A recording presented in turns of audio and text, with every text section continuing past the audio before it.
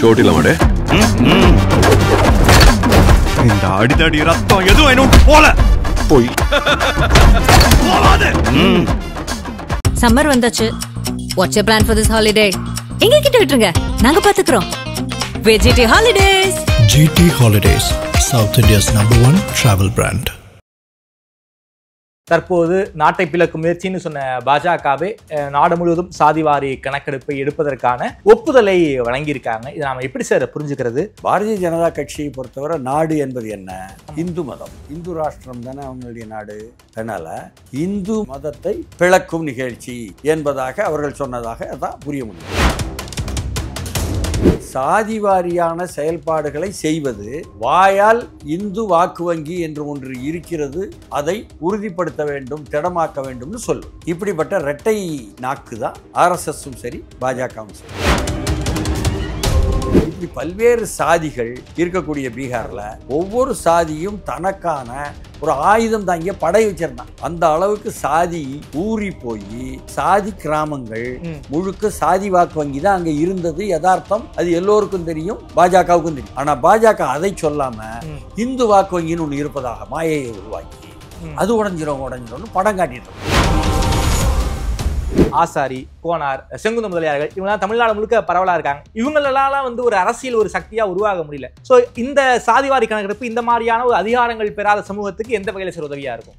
அதாவது எப்போ இந்த நாட்டில் வந்து விகிதாச்சார முறை என்பது நாடாளுமன்ற முறையில் கொண்டு வரப்படுகிறதோ அப்பொழுதுதான் இது முழுமையாக பயனுள்ளதாக இருக்கும்.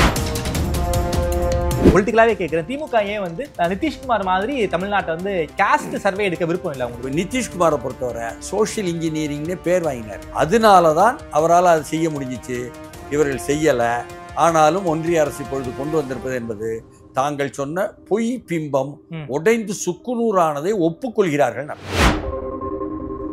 இந்த சாதிவாரி கணக்கெடுப்பு என்பது உண்மையில் ஏன் முற்போக்கானது நல்ல விஷயம் என்று சொன்னால், சமூகத்தை பழைய பாணியிலேயே பண்ணையார்த்தனமாக ஆதிக்கம் செலுத்தாமல் ஒரு கவுத்தி போடுவதற்கான சூழலை ஏற்படுத்தும்.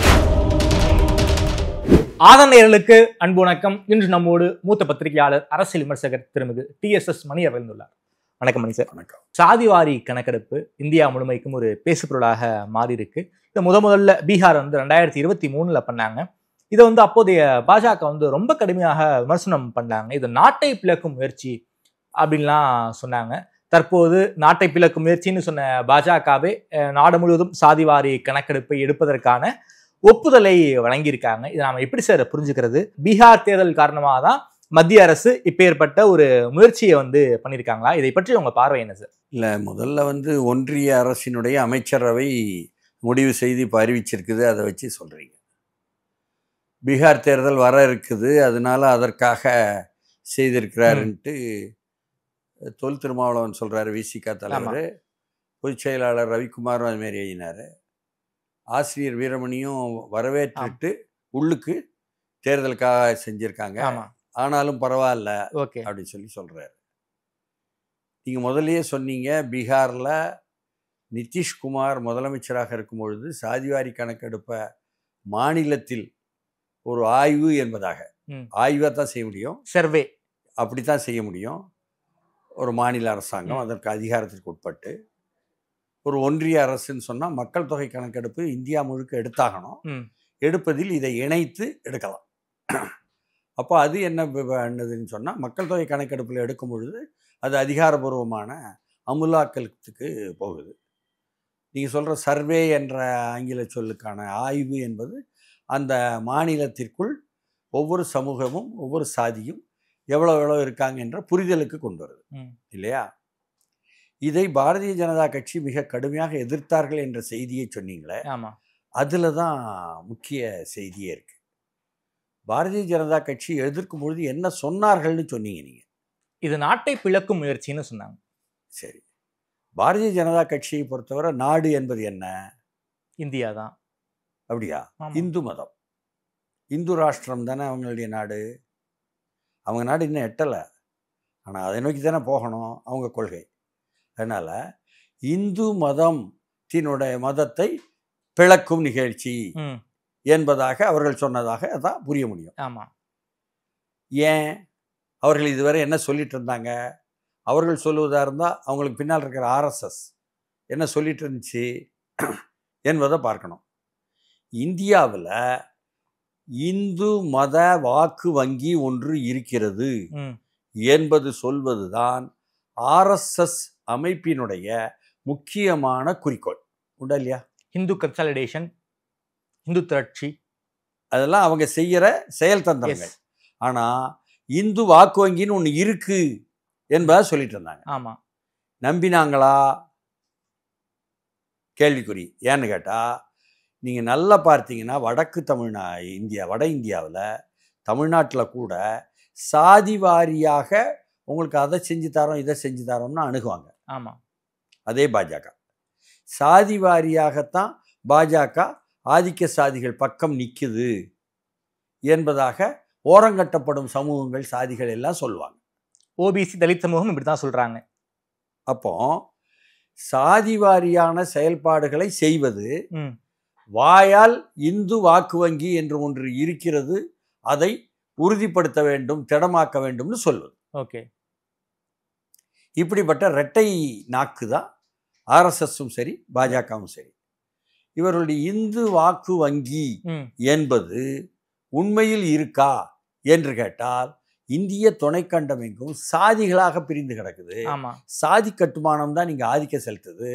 இந்து மதம் என்ற பெயரில் அவர்களுக்குள் நல்லுறவு, ஒற்றுமை, நல்லிணக்கம் என்ற ஒன்று இல்லவே இல்லை.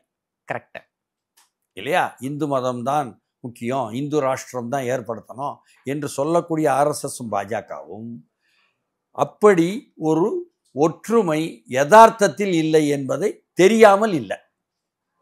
அப்போ இந்து மதம் என்ற பெயரில் அவர்கள் மேலே உள்ளவர்கள் உயர்த்திக்கிட்ட சாதிகள், தங்களை உயர்த்திக்கிட்ட சாதிகள் தாங்கள் ஆதிக்கம் செலுத்துவதற்கு பயன்படுத்தினாங்க என்பதுதான் பிறருடைய குற்றச்சாட்டும் விமர்சனம். அதுதானே எதிர்த்தரப்பு விமர்சனம். அதுக்காக தான் 10% EWS கொடுத்தாங்களா? அது கொடுத்தாங்கங்கிறது அப்புறம் ஒரு பக்கம் இருக்கட்டும். இப்போ இந்து வாக்கு வங்கி என்று இல்லாத ஒன்றை இருப்பதாக சொல்லி, நீங்க நல்லா பார்த்தீங்கன்னா ஆர்எஸ்எஸ் உருவாக்கம் எல்லாமே இல்லாத ஒன்றை இருப்பதாக சொல்லி நம்ப வைப்பது என்பதுதான்.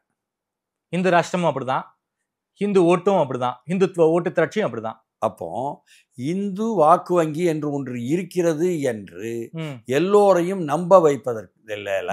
அவங்க எந்த அளவுக்கு வெற்றின்னு சொன்னா, சிறுபான்மை வாக்கு வங்கி எங்களுக்குன்னு எதிர்க்கட்சி சொல்லும் அளவுக்கு அவர்கள் நம்ப வச்சுட்டாங்க. ஓகே. சிறுபான்மைன்னு சொல்லி இந்து என்று இவர்கள் அடையாளப்படுத்துபவர்களுக்குள்ளேயே இருக்கக்கூடிய பல்வேறு சாதிகளில் செதறி செதறி இருக்கும் சிறுபான்மை சாதிகள் எல்லாம் ஒடுக்கப்படுது, அதிகாரத்திற்கு வர முடியலை என்பதுதான் யதார்த்த நிலை. அப்படி இருக்கும் பொழுது இந்து வாக்கு வங்கி என்று ஒன்று இல்லாததை இருப்பதாக சொல்லக்கூடிய ஒரு தவறான மாயையை அவர்கள் உருவாக்கிறார்கள் என்பதுதான் ஆர்எஸ்எஸ்னுடைய முயற்சி. அதுதான் பாஜகவினுடைய செயல்பாடாகவும் இருந்தது. சரி, அதை நிதிஷ்குமார், ஏன்னா பீகார் எனும் பொழுது இந்தியாவுடைய மையப்பகுதி, அது இந்தி பேசும் பகுதின்னு நம்மூர்காரங்க சொல்லிடுவாங்க. இந்தி பேசும் பகுதி அல்ல. பீகார் இந்தி பேசும் பகுதி அல்ல, இந்தி மொழி பேசும் பகுதி அல்ல. போஜ்பூர்னு சொல்லி ஒரு 1.25 கோடி மக்கள் போஜ்பூரி மொழி பேசுவாங்க. மைத்திலின்னு ஒரு மொழி இருக்குது, அது அங்கே மைய பகுதியில் வேற பகுதியில் பேசுவாங்க. முஸ்லீம்கள் உருது மொழி பேசுவாங்க. இப்படியாக பல்வேறு மொழி பேசக்கூடிய பீகாரி என்பதாக இருக்கக்கூடிய ஒரு சமூகம் அந்த மாநிலம். அதில் இந்தி என்பது நகர்ப்புறத்தில் உள்ளவன் பேசிகிட்டு இருப்பானே தவிர, நீங்கள் போஜ்பூர்லையும் கிழக்கு ஜம்பரன்லையும் கீழையும் மக்கள்கிட்டையும் போய் எதிர்பார்க்க முடியாது. அப்படிப்பட்ட பீகாரில் நீங்கள் முதல்ல மண்டல் கமிஷனை கொண்டு வரும்பொழுதே விபி சிங் என்ன நடந்ததுன்னு பார்த்தாங்கன்னா, மண்டல் கமிஷன் காக்கா கலேல்கர் கமிஷனை தாண்டி மண்டல் கமிஷன் உருவாகும் பொழுது, காக்கா கலேல்கர் கமிஷன் நேருவால் உருவாக்கப்படும் பொழுது, சமூக ரீதியில் கல்வி ரீதியில் பின்தங்கிய மக்களுக்கு என்பதாக காக்கா கலேல்கர் மூலமாக ஒரு முன்வைப்பு வைக்கப்பட்டது. பட்டியலின சாதி பட்டியலின பழங்குடிக்கு தானாகவே அரசியல் சட்டத்தின்படியே, அரசமைப்பு சட்டத்தின்படியே இடஒதுக்கீடு கொடுத்து விட வேண்டும் மேலே அவர்களையும் சமமாக கொண்டு வர வேண்டும் என்று அம்பேத்கர் அப்பவே கொண்டாந்தாச்சு. ஆமா. அப்போ மீதி உள்ளவர்களுக்கு ஓபிசின்னு சொல்றீங்க. இப்படி பல்வேறு சமூகங்கள் சாதிகள் இருக்கு. அவர்களுக்காக இந்த காக்கா கலேல்கர் கமிஷன் அமைச்சு ஒன்றை முயற்சி எடுத்தார். ஆமா. அதற்கு பிறகு அது மீண்டும் நீர்த்து போகும்பொழுது செயல்ல மண்டல் கமிஷன் இருந்தது. மண்டல் கமிஷன் என்ன செஞ்சிச்சுன்னா, பொருளாதார ரீதியாகவும் என்ன சமூகங்களுடைய நிலையை சமூக ரீதியில் கல்வி ரீதியில் மட்டும் இல்லாம அது ஆய்வு செய்து கொண்டு வந்தது. இப்போ பீகாரை பொறுத்தவரை அங்க இருக்கக்கூடிய சாதிகள், அங்க யாதவர் வாக்கு வங்கி என்பதாக ஒன்று இருக்கு பீகார். ஆமா. குர்மி வாக்கு வங்கி என்பதாக இன்னொன்று இருக்கு. ஆமா. லல்லு பிரசாத் யாதவர், தேஜேஸ்வர் யாதவ், இது யாதவ் வாக்கு வங்கியில உங்களுக்கு தெரிந்த பிரபலங்கள். ஆமா. குர்மி வாக்கு வங்கி நிதிஷ்குமார் என்பவர் அதுல உள்ள பிரபலம். ஆமா. அதே போல பூமிஹார் வாக்கு வங்கி, பூமிஹார்னு ஒரு சாதி இருக்கு. ஓகே. இந்த பூமிஹார் சாதிய மண்டல் என்ன செய்யுதுன்னா, நீங்க பொருளாதார ரீதியா மேல வந்துட்டீங்க, அதனால நீங்க ஓபிசி என்ற பிற பிற்படுத்தப்பட்டவர்ல வரமாட்டீங்கன்னு சொல்லிச்சு. அந்த அளவுக்கு பூமிஹார் பொருளாதார ரீதியா கொஞ்சம் உயர்வா இருக்காங்க. வந்த பிறகு முதல்ல அவர்களும் கூட ஒடுக்கப்பட்ட நிலையில் இருந்தாங்க. ஓகே. பார்ப்பனர்கள், ரஜபுத்திரர்கள், இவர்களுடைய ஆதிக்கம் என்பதாகத்தான் பீகார்ல இருந்தது. ஓகே. அதற்கு பிறகு யாதவர் என்ற வாக்கு வங்கி வந்துச்சு. ஆமா. பார்ப்பனர் வாக்கு வங்கி தனியாக இருக்கு இன்னமும் பீகார், உத்தரப்பிரதேசம். ஓகே. பூமிஹாருக்கான வாக்கு வங்கி தனியாக இருக்கு. ரஜபுத்திரர்களுக்குன்னு ஒரு வாக்கு வங்கி தனியாக இருக்கு. அதுதான் உத்தரப்பிரதேசத்துல யோகி ஆதித்யநாத்தை கொண்டாந்து நிறுத்தியிருக்கு. அதுக்குள்ளேயும் வில்லங்க இருக்கு, அது வேற விஷயம். பீகாருக்குள்ள குர்மி வாக்கு வங்கி என்பது நிதிஷ்குமாரால் செல்வாக்கு செலுத்த முடியும் என்பது எல்லோருக்கும் தெரிந்த விஷயமா இருக்கு. பக்கத்து மாநிலங்கள் வர போகும் அது, சரியா, ஜார்க்கண்ட் வர கூட போகும். அப்போ அதே மாதிரி பூமிஹார் என்ற வாக்கு வங்கி இருக்கு. இப்படி பல்வேறு சாதிகள் இருக்கக்கூடிய பீகார்ல எந்த அளவுக்கு இருந்துச்சுன்னு சொன்னா, 30 ஆண்டுகளுக்கு முன்னாலன்னு சொன்ன ஒரு காலம் சொன்னீங்களே, ஒவ்வொரு சாதியும் தனக்கான ஒரு ஆயுதம் தாங்கிய படை வச்சிருந்தான். தமிழ்நாட்டில் ஆளுநராக இருந்தவர் ஒருத்தர் கூட அங்கே ஒரு படைக்கு தளபதியாக இருந்தார், உருவாக்கியவராக இருந்தார். அப்படி என்ன படை வச்சுக்கிட்டு அடுத்த சாதி மேலே போர் நடத்தும் அளவுக்கு இருந்தான். வெறும் சாதிகளாக தமிழ்நாடுக்குள்ள நம்ம பார்க்குற மாதிரி, அதை வாக்கு வங்கியாக அரசியல்வாதிகள் பார்க்குற மாதிரி மட்டுமல்ல, போர்ப்படை வைத்து போர் நடத்தும் இடம் பீகார். ஜாதிய போர் நடக்கக்கூடிய இடம் பீகார். அந்த அளவுக்கு சாதி ஊறி போய் சாதி கிராமங்கள் முழுக்க சாதி வாக்கு வங்கி தான் அங்க இருந்தது. யதார்த்தம், அது எல்லோருக்கும் தெரியும், பாஜகவுக்கும் தெரியும். ஆனா பாஜக அதை சொல்லாம இந்து வாக்கு வங்கின்னு ஒண்ணு இருப்பதாக மாயையை உருவாக்கி அது உடைஞ்சிரும் படம் காட்டிட்டு இருந்தான். ஓகே. அந்த படம் எல்லாம் எப்பொழுது உடையுதுன்னு சொன்னா, விடாப்பிடியாக சாதி வாரி கணக்கெடுப்பு என்பதாக மாநிலத்தில் நிதிஷ்குமார் முதலமைச்சராக இருக்கும்போது செய்யறார். ஓகே. அப்பொழுது அவர் இந்த பக்கம் இருக்கார், இந்தியா கூட்டணியில இருந்தாரு. அவர் தான் தொடங்கினது. ஆமா, உள்ளபடியே. அப்போ தேஜஸ் யாதவுடைய தலைமையிலான லல்லு கட்சியான ஆர்ஜேடி என்று அழைக்கப்படுகின்ற ராஷ்டிரிய ஜனதா தளமும் அதுல இருந்துச்சு. ஆமா, சரியா. அப்போ அப்படிப்பட்ட ஒரு நிலையில் அவர் சாதிவாரி கணக்கெடுப்பை நடத்தி அதை வெளியில கொண்டு போட்டார் மேச மேல. ஒவ்வொரு சாதி இவ்வளவு விழுக்காடு நம்ம இருக்கோமா, அப்போ இவ்வளவு விழுக்காட்டுக்கு தகுந்தாப்புல எங்களுக்கு மாவட்ட கட்சி கொடு, மாவட்ட கழகம் கொடு கேட்பாங்கல்ல. ஆமா, எங்களுக்கு இவ்வளவு ஜாதி வாக்கு வங்கி இருக்குமா, அதுக்கு தகுந்தாப்புல எம்எல்ஏ கொடு கேட்பாங்க, கவுன்சிலர் கொடு, எம்பி கொடு, வந்துருமா. அப்போ இந்த உரிமைகள் கோரிக்கைகள் எல்லாமே அந்தந்த சாதிகள்ல இருந்து எழத் தொடங்கிருச்சு. இதுதான் பீகார். ஆமா, அதாவது லல்லு பிரசாத் யாதவுக்கு முன்னால ஜெகநாத் மிஸ்ரான் இருந்த காலம் பார்ப்பனர்களை மட்டுமே உத்தரப்பிரதேசத்தையும் பீகார்லையும் போட்டுக்கிட்டு இருந்த காங்கிரஸ் கட்சி, அதற்கு பிறகு மாற்றங்கள் சமாஜ்வாதி கட்சியெல்லாம் உருவாகுது யாதவ் வாக்கு வங்கிக்காக. லல்லு பிரசாத்தினுடைய ராஷ்டிரிய ஜனதா தளம் உருவாகுது யாதவ் வாக்கு வங்கிக்காங்கும் பொழுது அவர்களே மாற வேண்டி வருது, கட்டாயம் வருது. அப்போ சாதிகள், ஓரங்கட்டப்படும் சாதிகள் எல்லாமே திரளும் பொழுது சாதி வாரி கணக்கெடுப்பும் தேவை. சாதி வாரி கணக்கெடுப்பின் அடிப்படையில் தான் அரசியல் பிரதிநிதித்துவம் என்பதாக கீழே இருந்து ஃப்ரம் பிலோ என்பதாக ஒன்று வருது. சரி, இதுதான் கவனிக்க வேண்டிய விஷயம். அதனாலதான் தாங்கள் ஒரு இந்து வாக்கு வங்கின்னு ஒன்று இருப்பதாக பொய் சொல்லி கொண்டு ஏமாற்றி கொண்டு அல்லது மாயை உருவாக்கி கொண்டிருந்த ஆர்எஸ்எஸ்னுடைய கொள்கை கோட்பாடு. அதன் மூலம் பாஜகவும் ஏற்றுக்கொண்ட அந்த கொள்கை கோட்பாடு நொறுங்கி உடைந்து செதறி போச்சு. அதற்கு பிறகுதான் 2019 ஆர்எஸ்எஸ்ஸில் உள்ள பார்ப்பனர்களுடைய நெருக்கடிக்கு எதிராக அமித்ஷா மோடியினுடைய கும்பல் வெற்றி பெறும் பொழுது அகமதாபாத்லன்னு சொல்றாங்க நாங்க இது ஓபிசியின் வெற்றின்னு. ஆமா, அந்த அளவுக்கு பிற்படுத்தப்பட்டோர் என்பது வந்துருச்சு. ஆமா, இப்போ தேர்தல் பொழுது மீண்டும் வர முடியுமா வர முடியாதா? நிதிஷ்குமார் தேசிய ஜனநாயக கூட்டணியில பாஜக கூட இருக்காரு. ஆமா, அதனால அவருக்கு அந்த சாதிவாரி கணக்கெடுப்புல உள்ள நற்பெயர் உண்டு. ப்ரீபோல்ல தேஜஸ்வி யாதவ் கொஞ்சம் முன்னாடி வர மாதிரியான தகவல்களும் வந்துகிட்டு இருக்கு. நிதிஷ்குமார் ஒரு 15% கீழே வர மாதிரியும் தகவல்கள் வந்துட்டு இருக்கு. இதன் காரணமா தான் அப்போ சாதிவாரி கணக்கெடுப்பு தவிர்க்க முடியாமல் சாதிவாரி கணக்கெடுப்புக்கு தள்ளப்பட்டு விட்டார் மோடி. பாஜகவின் தலைவராக இருந்தாலும் ஆர்எஸ்எஸ்ஸின் வழிகாட்டல் இருந்தாலும் அவர்களுடைய பிம்பங்கள் எல்லாம் கட்டவித்து விட்ட நாடகம் ஒட்டஞ்சிருச்சு என்பதுதான் யதார்த்தமான சூழல் கோற்ற உண்மை. அதாவது யூபிலையும் பீகார்லையும் லல்லு பிரசாத் யாதவ், முலாயம் சிங் யாதவ் எப்படி யாதவர் வாக்கு வங்கியை கட்டமைத்து அதுல வெற்றி பெற்றாங்களோ இதன் மூலமா காங்கிரஸ் ஒரு பாடம் கற்றுக்கொண்டு அங்க ஒரு சில மாநில அரசியல ஒரு யுக்திகள்லாம் பண்றாங்க. அதே மாதிரியான நிலையை தான் தற்போது பாஜக எடுத்திருக்குன்னு நாம எடுத்துக்கலாமா சார்? அதாவது யதார்த்தத்திற்கு தானே வந்தாக வேண்டும் என்று தரைக்கு இறங்கி இருக்கிறாங்க. நிதிஷ்குமார் சாதிவாரி கணக்கெடுப்பை எடுத்து அதை வெளியே விட்டதனுடைய விளைவு. ஓகே சார், அப்படியே தமிழ்நாட்டுக்கு வரலாம் சார். தமிழ்நாட்டுல ஒரு முழுமையாக ஒரு சாதிவாரி கணக்கெடுப்பு நடந்து ஒரு கணக்கெடுப்பு வெளியே வந்துச்சுன்னா தமிழ்நாட்டினுடைய இதையே எடுத்துக்குவோம். அரசியல் கட்டமைப்பதையே தமிழ்நாட்டினுடைய முதலமைச்சர் என்ன சொல்றாரு? இது நாங்கள் கோரிக்கை வைத்தோம், எங்களுக்கு கிடைத்த வெற்றி. இந்தியா கூட்டணி கிடைத்த வெற்றின்னு சொல்றாரு சார். அதையும் சொல்றாரு.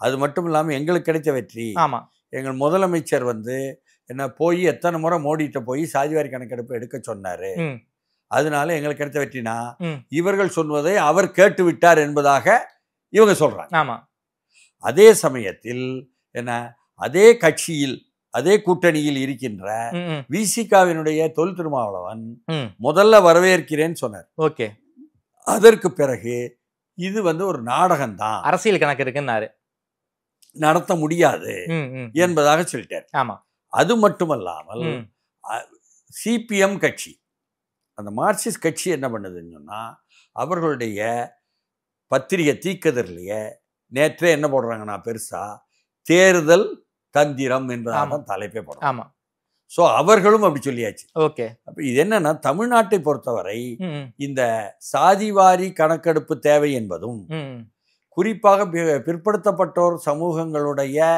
ஒரு திரட்சியான வாக்கு வங்கி என்பதும் இங்கு தீர்மானிக்கும் நிலையில இருக்கு. சார், நான் ஓப்பனாகவே உடச்சி கேட்குறேன் சார்.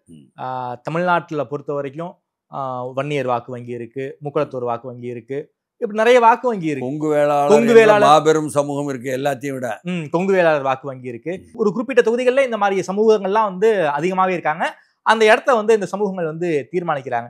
ஃபார் எக்ஸாம்பிள் ஆசாரி, கோனார், அதுக்கப்புறம் செங்குந்த முதலியார்கள், இவங்கெல்லாம் தமிழ்நாடு முழுக்க பரவலா இருக்காங்க. இவங்களெல்லாம் ஒரு அரசியல் ஒரு சக்தியா உருவாக முடியல. ஸோ இந்த சாதிவாரி கணக்கெடுப்பு இந்த மாதிரியான ஒரு அதிகாரங்கள் பெறாத சமூகத்துக்கு எந்த வகையில சார் உதவியா இருக்கும்? அதாவது எப்போ இந்த நாட்டில் விகிதாச்சார முறை என்பது நாடாளுமன்ற முறையில் கொண்டு வரப்படுகிறதோ அப்பொழுதுதான் இது முழுமையாக பயனுள்ளதா இருக்கும். ஓகே, சிறிய சாதிகள் கூட அதனுடைய பிரதிநிதித்துவம் என்பதை கொண்டு வர வேண்டும் என்று விகிதாச்சார முறை அமுலாக்கல்ல தான் வரும். அதுவரை என்ன வரும்னு சொன்னா என்ன வந்திருக்கு இப்போ என்று சொன்னா நடைமுறையில கொங்கு வேளாளர் சமூகத்தினுடைய வாக்குகள் ஒரு குறிப்பிட்ட கட்சிக்கு போகுதா? அதிமுகவுக்கு போகுது. சரி, எடப்பாடி தலைமையிலான அதிமுகவுக்கு போகுது. ஆமா, அப்போ அங்கே திரட்சியாக இருக்கக்கூடிய மாற்று வாக்கு வங்கியான அருந்ததியர் வாக்கு வங்கியை நாம் எடுத்துக்கொள்ளலாம் என்று எதிர்த்தரப்பு நினைக்கிறாங்களா? நினைச்சாங்களா? அதன் காரணமாக அதிகமானுக்கு சீட்டு கொடுத்தாங்களா? வெற்றியும் கிடைச்சுதா? அருந்ததியர் வாக்கு வங்கி என்பது பாரம்பரியமாக எம்ஜிஆருக்கு உள்ள வாக்கு வங்கி. ஆமா, பிறகு ஜெயலலிதாவுக்கு இருந்த வாக்கு வங்கி. ஆமா, ஜெயலலிதா ஜானகி என்ற பிளவு வரும் பொழுது ஜெயலலிதாவுக்கு கிடைத்த 11, 12 எம்எல்ஏக்களும் இந்த அருந்ததியர் வாக்கு வங்கியை வைத்துக்கொண்டு மேற்கு மாகாண மாவட்டத்தில் தான் கிடைச்சிச்சு. சரி. அந்த அளவுக்கு இருந்தவர்கள் எம்ஜிஆர் ஜெயலலிதா என்ற ஒரு கிளாமர் லீடர்ஷிப் என்பதாக பிரபலமாக அருந்ததியருக்கும் சேர்த்து நல்லவங்க உள்ளவங்க என்று இல்லாமல் வட்டாரத்தில், கிராமத்தில், வயலில், தெருவில் என்ன கவுண்டரா அருந்ததியரா என்று எதிரெதிராக இருக்கும் சமூகங்களுக்கு அவர்கள் நிலத்தில் போய் இவர்கள் வேலை செய்தாலும் கூட என்ன அந்த பண்பாட்டு ரீதியாக இருக்கக்கூடிய அந்த வேறுபாடுகள், முரண்பாடுகள் மத்தியில் அவர்கள் தலைமைக்கு போகும் பொழுது தானாகவே இவர்கள் எம்ஜிஆர் ஜெயலலிதா காலத்தில் போடும் வாக்குகள் மாதிரி போட வேண்டாம்ங்கிற மனோநிலைக்கு வந்துட்டாங்க. ஓகே. அதனால எளிதா போச்சு திராவிட முன்னேற்ற கழகத்துக்கு இழுக்க. ஓகே. எடப்பாடிக்கு அருந்ததியர்கள் ஓட்டு போட விரும்பல. ஆமா, இதுதான் விஷயம். ஓகே. அதை பயன்படுத்தினாங்க. இந்த முறை மாற்றி வரலாம், அதை பத்தி இல்லை. கடந்த காலங்கள்ல தேர்தலில் கடந்த 2-3 தேர்தல் அப்போ வரும்பொழுது நாம் அடுத்து என்ன பார்க்கணும்னு சொன்னா, அவர்கள் இந்த கொங்கு வேளாளர் கவுண்டரும் அல்லாமல், அருந்தையரும் அல்லாமல், நீங்க சொல்லக்கூடிய சிறிய சாதிகள். ஆமா. இன்னும் சொல்ல போனா குறிப்பா என்ன 24 மணி தெலுங்கு செட்டியார்னு சொல்லி, ஆமா, கமலஹாசன் கட்சிக்கு வந்துட்டு திமுகக்கு வந்திருக்கிற மகேந்திரன் என்ற கோயம்புத்தூர்லையும், பொள்ளாச்சி ஜெயராமன் என்ற பொள்ளாச்சியிலையும், உடுமலை ராதாகிருஷ்ணன் உடுமலையிலையும் வந்திருக்கக்கூடிய சமூகம் ஒரு அடுத்த பெரிய சமூகம். ஆமா. அதுபோல அதை விட சிறிய சமூகங்கள் நீங்க சொன்னீங்களே, இவர்களெல்லாம் சேர்ந்து என்ன நாங்க வெள்ளாள கவுண்டர் பக்கம் இல்லைன்னு சொன்னா அப்ப எங்க பக்கம்னு அவர்களை ஒருங்கிணைக்கவும் உள்ள முயற்சிகளையும் மாற்று தரப்பு எடுத்துச்சு. ஆன்டி கவுண்டர் ஓட்டுகளையும் திமுக வாங்கிட்டாங்க. நீங்க இந்த பக்கம் வடக்கு தமிழ்நாட்டிலேருந்து தொடங்கினீங்க. வன்னியர். ஆமா. வன்னியர் ஓட்டு அந்நியருக்கு இல்லைன்னு சொன்ன காலம் ஒன்று உண்டு. ஆமா. இப்பொழுது எல்லோருக்குமே எல்லா ஓட்டும் வேணுங்கிற காலம். ஆமா. அதனால இறங்கி எல்லோரும் வராங்க, பரவாயில்ல, நல்லதுதான். இங்கும் கூட வன்னியர் கட்சி நின்றுச்சுன்னு சொன்னா, வன்னியர் கட்சி என்று பெயர் வாங்கியிருக்கு பாமக. ஆனா பாமக உறுதியா சொல்றாங்க, நாங்கள் ஒரு சாதி கட்சி அல்ல, நாங்கள் மக்களுக்காக அனைவருக்கும் உள்ள கட்சி. நெய்வேலியில் உள்ள தொழிலாளர் ஒட்டுமொத்ததுக்காக நாங்கள் தான் குரல் கொடுத்தோம் என்பதனால எல்லா சமூக மத்தியிலையும் எங்களுக்கு நல்ல செல்வாக்கு இருக்குது, பெயர் இருக்குதுன்னு அன்புமணி ராமதாஸ்ல இருந்து சொல்றாங்க. அது ஒரு உண்மையும் கூட. அது ஒரு பக்கம் இருக்கட்டும். ஆனாலும் கூட திராவிட முன்னேற்ற கழகத்தை பொறுத்தவரை பாமகவுக்கு அப்படி வன்னியர் வாக்குகள் கணிசமா போகும்னு சொன்னா, விசிகாவுக்கு ஆதிதிராவிடர் வாக்குகள் போகும்னு சொன்னா, இடையில் இருக்கக்கூடிய பல்வேறு சாதிகள், வடக்கு தமிழ்நாட்டில் உடையார் உட்பட இந்த சமூகங்களுடைய வாக்குகள், அதாவது நீங்க சொன்ன மாதிரி வன்னியர் அல்லாத வாக்குகள் என்ற பிற்படுத்தப்பட்டவருடைய வாக்குகளை ஒழுங்குபடுத்தி அதை ஒரு கட்டமாக அதிமுகவுக்கு எதிராக, அதிமுக பாமக சேர்ந்துச்சுன்னு அதுக்கு எதிராக கொண்டு வருவதில் ஓரளவு வெற்றியும் பெற்றது திமுக. புரியுதுங்களா? அதே போல தென் மாவட்டங்களில் முக்குலத்தோர்னு வந்தா முக்குலத்தோர் வாக்கு வங்கி என்பதாக ஒன்று, அங்குள்ள தேவேந்திரோல வாக்கு வங்கி என்பதாக ஒன்று, இடையில் அடுத்து நாடார் வாக்கு வங்கி என்பதாக ஒன்று, பிற சிறு சமூகங்களுடைய வாக்கு வங்கி என்பதாக ஒன்றுன்னு உண்டு. ஆமா. இப்படி ஒவ்வொருவரும் தங்கள் வாக்கு வங்கிகளுக்காக சில மாவட்டங்களில் எந்த ஆகும்னா, அந்த சாதி தான் பெருசாக இருக்குது, அதிகமாக இருக்குதுன்னு மேலே போய் தலைமையில சொல்லி தப்பாக சொல்லி ஒரு பெரிய அளவுக்கு இல்லாத சாதியை கொண்டு மாவட்ட செயலாளர் ஆக்கிடுறாங்க, எம்பி கேண்டிடேட் ஆக்கிடுறாங்க என்று சிறிய சமூகங்கள் எல்லாம் புலம்பிக்கிட்டு இருக்கிற மாவட்டங்கள்லாம் உண்டு. அப்போ இப்படி உள்ளதெல்லாம் சாதிவாரி கணக்கெடுப்பு என்று நடத்தப்பட்டால் அதில் கராரா தெரிஞ்சுவோம். ஓகே. பல கட்சி தலைவர்கள், இங்குள்ள திமுக, அதிமுக, காங்கிரஸ், பாஜக தலைவர்களுடைய மதிப்பீடுகள் தங்களுக்கு வேண்டிய மனிதர்களை தூக்கி பிடிக்கணும் என்று அந்த சாதி அதிகமாக இருப்பதாக அவர்கள் கற்பனையாகவோ பொய்யாகவோ மிகையாகவோ சொல்லி கொண்டிருந்ததெல்லாம் உடஞ்சுவோம். ஓகே. அப்ப ஏற்கனவே இருக்கும் வெற்றி உத்தரவாதங்கள் சாதி அடிப்படையில் செய்யப்பட்டதாக நினைத்து கொண்டிருந்தால் அந்த ஒவ்வொரு தேர்தல் முடிஞ்ச அப்புறமும் சாதி தீர்மானிக்கவே இல்லைங்க என்று சொல்லியதெல்லாம் கேள்விப்பட்டிருக்கோம். இப்பொழுது சாதிவாரி கணக்கெடுப்பில் உடஞ்சி போச்சுன்னு சொன்னா எல்லா தலைவர்களும் மாற்றிக்கொள்ள வேண்டி வரும். தங்களுடைய கட்சியினுடைய மாவட்ட செயலாளர்கள் தேர்ந்தெடுப்பதில் இருந்து, மாவட்ட துணை செயலாளர் போடுவதில் இருந்து, சட்டமன்ற உறுப்பினர், நாடாளுமன்ற உறுப்பினர் தேர்ந்தெடுப்பதில் இருந்து மாற்றிக்கொள்ள வேண்டி வரும். அரசியல் அதிகாரத்துல விகிதாச்சார பிரதிநிதித்துவம் அமலாயிரும் சொல்ல வரீங்களா சார்? விகிதாச்சார பிரதிநிதித்துவம் அமலாவது என்பது உடனே வந்துட முடியாது. சரி. விகிதாச்சார பிரதிநிதித்துவம் அமலாக வேண்டும் என்ற கட்டாய சூழல் உருவாயிரும். Okay sir. சார் ராகுல் காந்தியே சொல்லியிருக்காரு, காஸ்ட் சென்செக்ஸ் எடுத்தாச்சுன்னா இந்த 50% அந்த ரிசர்வேஷன்ங்கிற வந்து ஒரு அப்பர் லிமிட் வந்து உடஞ்சிரும். எந்தெந்த சமூகங்கள் எந்தெந்த விழுக்காடுல இருக்காங்களோ அதற்கான பிரதிநிதித்துவத்தை வந்து அரசு பணிகள்லையும் கல்வியிலையும் வேலை வாய்ப்புலையும் தர வேண்டிய கட்டாயம் அரசுக்கு வருமா? அது விகிதாச்சார முறை என்பதை கொண்டு வரும்படி ஒரு கம்பல்ஷன், ஒரு நிர்பந்தம் வரலாம், அரசாங்கத்துக்கு வரலாம். அது நடந்தா என்ன சார் சமூகத்தில் நடக்க வாய்ப்பு இருக்கு? அதுதாங்க அவ்வளவு தூரம் ஆழமாக சமூக ரீதியாகவும் என்ன தேர்தல் சீர்திருத்த ரீதியாகவும் அரசியல் அணி சேர்க்கை ரீதியாகவும் அரசியல் அதிகார பிரதிநிதித்துவ ரீதியாகவும் மாற்றங்களை உருவாக்குவதற்கு இது ஏதுவாகும். ஓகே, ஏதுவாகும் தான். ஓகே, உடனே வந்துரும்லாம் கிடையாது, ஈக்குவல் டு எல்லாம் கிடையாது. பாஜக செய்யும் நினைக்கிறீங்களா? பாஜக என்று ஒரு கட்சிங்க, அவங்க செய்யணும் செய்ய வேண்டாம் என்பது தீர்மானிக்காது உலகத்துல. ஓகே, யார் என்ன செய்யணும் செய்யக்கூடாதுன்னு வரலாறும் சமூகமும் புறநிலையும் தீர்மானிக்காது. ஓகே, இன்னைக்கு சொன்னதையா செஞ்சிட்டு இருக்கான், மாத்தி பேசுறான்ல. ஓகே, எல்லோருமே மாத்தி பேசி ஆகணும், அதிகாரம் வேணும்னா. ஓகே, அதனாலதான் தமிழ்நாட்டில் இருக்கக்கூடிய கட்டமைப்பை, அதிகார கட்டமைப்பை மாற்றுவதற்கு தயார் இல்லாதவர்கள் இங்கே சாதிவாரி கணக்கெடுப்பை நிதிஷ்குமார் போல எடுக்க மாட்டேன் என்று சொன்ன கருத்தும் இருக்கே. ஆமா, அது அந்த பாலை வந்து சென்டருக்கு நோக்கி தள்ளி விட்டாங்க. எங்களுக்கு அதிகாரம் இல்ல, வந்து மத்திய அரசு தான் பண்ணணும்னு சட்டமன்றத்திலே தீர்மானம் போட்டுச்சு திமுக. ஆமா, பொலிட்டிக்கலாவே கேட்கிறேன், திமுக ஏன் வந்து நிதிஷ்குமார் மாதிரி தமிழ்நாட்டை வந்து காஸ்ட் சர்வே எடுக்க விருப்பம் இல்லை? உங்களுக்கு என்ன காரணம்? பாரம்பரியமாக என்ன குறிப்பிட்ட சாதிகளுடைய பிரதிநிதிகள் தான் மாவட்ட செயலாளர் ஆவார்கள். குறிப்பா திமுகல அவர்கள் தான் சட்டமன்ற உறுப்பினர்கள், நாடாளுமன்ற உறுப்பினர்களாக ஆவார்கள்.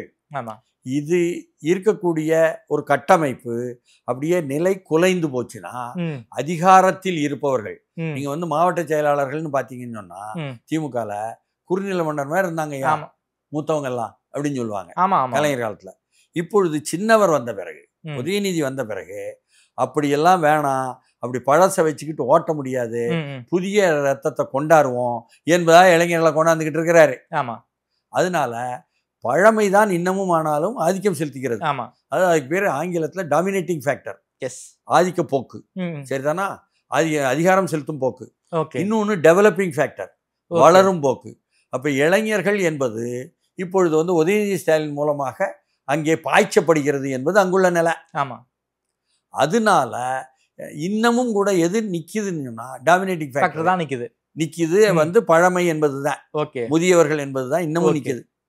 அமைச்சர்கள்லையோ எண்ணிக்கையிலையோ அதிகாரத்தை பகிர்வதிலோ அல்லது வந்து மாவட்ட செயலாளர்கள்லையோ மாநில பொறுப்புகள்லையோ எல்லாத்துலயும் அது பெண்கள் இளைஞர்கள் என்ற ட்ரெண்ட் வந்து அதனுடைய பிரதிநிதிகள் இருக்காங்க. ஆமா, அது வந்து வந்துகிட்டு தான் இருக்காங்க. ஓகே, ஆனால் செலுத்துவது டாமினேட்டிங் ஃபேக்டர் தான், அதுதான் தீர்மானிக்கும்.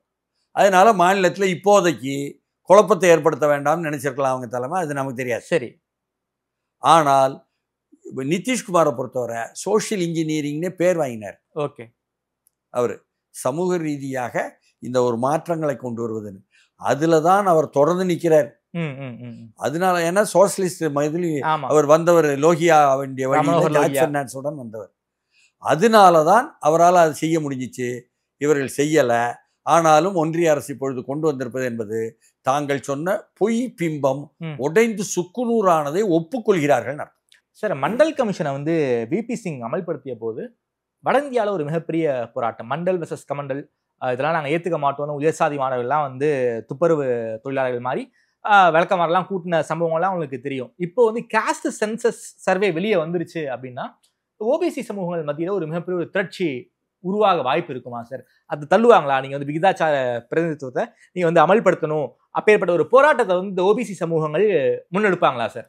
ஒன்று சேர்ந்து செய்வாங்களா என்பது கேள்விக்குறி. சரி, ஏன்னு கேட்டால் தமிழ்நாட்டில் இருந்து நமக்கு தெரியும், தமிழ்நாட்டில் பிசி என்று சொல்லக்கூடிய பிற்படுத்தப்பட்ட சமூகங்களுடைய அதிகாரம் தான் திமுக அதிமுக என்பதாக கடந்த காலத்தினுடைய 40-50 ஆண்டு அனுபவ வரலாறா இருக்கு. ஆனால் பிசியில் எத்தனை சாதி இருக்குதுன்னா 95க்கு மேல இருக்கு. அதுல ஆதிக்கம் செலுத்தும் டாமினேட்டிங் இருக்கக்கூடிய சாதிகள் என்னன்னு கேட்டா 4-5 தான். ஆமா, அந்த 4 சாதிகளுக்கு பெயரை நாங்க வந்து என்ன சொல்லணும்னு நினைக்கிறேன்னு சொன்னா என்ன, ரூலிங் பிசி, ரூல்டு பிசி, ஆளும் பிற்படுத்தப்பட்டோர், ஆளப்படும் பிற்படுத்தப்பட்டோர் என்பதாக பிரிக்கணும். சரி என்பதுதான் என்னுடைய புரிதல். இங்கே ஆளும் பிசி தான் இருந்து கொண்டிருக்கிறது. ஆமா. ஆளப்படும் பிசியினுடைய எண்ணிக்கைகள் வரும் பொழுது என்ன, ஆளும் பிசி செலுத்திய அதிகாரம் அதே போன்று இருக்க முடியாது. ஓகே ஓகே, அது வலிக்கும். ரூல்டு பிசி ஏறி அடிப்பாங்கன்னு சொல்ல வரீங்க. ரூல்டு பிசி இருக்குங்க. ரூல்டு பிசி அதாவது ஆளப்படும் பிற்படுத்தப்பட்டோர் என்ற எண்ணிக்கை அதிகமாக இருக்கும் பொழுது அந்த எண்ணிக்கைக்குள்ள ஒரு கூட்டு வந்துச்சுன்னு சொன்னா அது மேலே எழும் என்ற நிலை வரும். அதனால இந்த சாதிவாரி கணக்கெடுப்பு என்பது உண்மையில் ஏன் முற்போக்கானது நல்ல விஷயம் என்று சொன்னால், சமூகத்தை பழைய பாணியிலேயே பண்ணையார்த்தனமாக ஆதிக்கம் செலுத்தாமல் ஒரு கவுத்தி போடுவதற்கான சூழலை ஏற்படும். ஓகே சார், நம்ம உயர் நீதிமன்ற நீதிபதிகளாக இருக்கட்டும், உச்ச நீதிமன்ற நீதிபதிகளாக இருக்கட்டும், ஒரு ஐஏஎஸ் ஐபிஎஸ் கேடர்ஸாக இருக்கட்டும், இங்க ஆதிக்க சாதிகளுடைய எண்ணிக்கை ரொம்ப ரொம்ப அதிகமா இருக்கு. உயர்த்திக்கிட்ட சாதிகள் மட்டும்தான் இருக்காங்க. ஆமா. சோ இங்க பிற்படுத்தப்பட்டவர்களுக்கோ இடம் இல்ல. இது அமலானால் இந்த ஹைரார்கி உடைய வாய்ப்பு இருக்கா சார்? நிச்சயமாக உடைந்து ஆகணும். அது அமுலாகணும் என்ற கோரிக்கை மக்கள்கிட்ட இருந்து எழும். ஓகே, இயல்பா எழும். ஏன்னா அப்படிதான் பீகார்ல எழும்பிச்சு. ஆமா. வெளிப்படையா மக்கள் மத்தியில என்னென்ன சாதிக்கு இவ்வளவு வாக்குன்னு வெளியே தெரிஞ்சு போச்சு. இவ்வளவு பேர் இருக்காங்கன்ட்டு. இவ்வளவு பேர் இருக்கும் பொழுது நாம ஏன் கூடாதுன்னு சொல்லிவிட்டு எந்திப்பாங்க. ஆமா. அவங்களுக்குள்ள ஒரு கூட்டு வரும். ஒன்றும் கிடையாதுங்க, ஒரு அரசாணையை கொண்டு வந்தாரு எடப்பாடியாரு. அதற்கு பிறகு என்ன, டினாமினேட்டட் ட்ரைப்ஸ் என்று சொல்லக்கூடிய டிஎன்டி என்ற சமூகங்கள் என்ன, பல்வேறு சமூகங்கள் சேர்ந்து 25,000 பேரை மதுரையில் கூட்டினாங்க. ஆமா, புரியுதுங்களா? அப்போ பல்வேறு சமூகங்கள் அதுல இருந்தாங்க. ஆமா. டிஎன்டியில் இல்லாதவங்களும் கூட இருந்தாங்க. ஆமா. அதாவது உள்ள போய் பார்த்தீங்கன்னா பெருமலை கல்லரிலிருந்து, மறவரிலிருந்து, அங்கே உள்ள குறவரிலிருந்து, அங்கே உள்ள தொட்டி நாயக்கர் உட்பட இருந்தாங்க. ஆமா. அவங்களுக்கு டிஎன்சி என்பதாக கொடுக்கக்கூடாது, டிஎன்டியா கொடு என்ற வாதம் கூட மோதல்கள் இருந்துச்சு. எஸ். ஆமா. ஏன்னா அவங்க கூட 2.5 கலந்து பணியாற்றுறேன் நான். எஸ். ஏன்னா அப்போ இப்படியாக கீழிருந்து வரக்கூடியது குரல் என்பதாக என்ன, மக்கள் மத்தியில், உழைக்கும் மக்கள் மத்தியில் இருந்து, இந்த சமூகங்களாம் உழைக்கும் மக்களா இருப்பாங்க. வரும். அதற்கான ஒரு சூழலை ஏற்படுத்தி கொடுக்கும் என்பதுதான் அதனுடைய நல்ல அம்சம். இந்த சாதிவாரிய கணக்கெடுப்பு ஒரு மிக ரொம்ப நல்ல விஷயம். அது எந்த அளவுக்கு அமலாகும் அப்படிங்கிற ஒரு மிகப்பெரிய கேள்வி இருக்கு. குறிப்பாக யாருக்கும் பிடிபடாத விஷயங்களை பற்றி ரொம்ப வெளிப்படையாக உடச்சி பேசியிருக்கீங்க.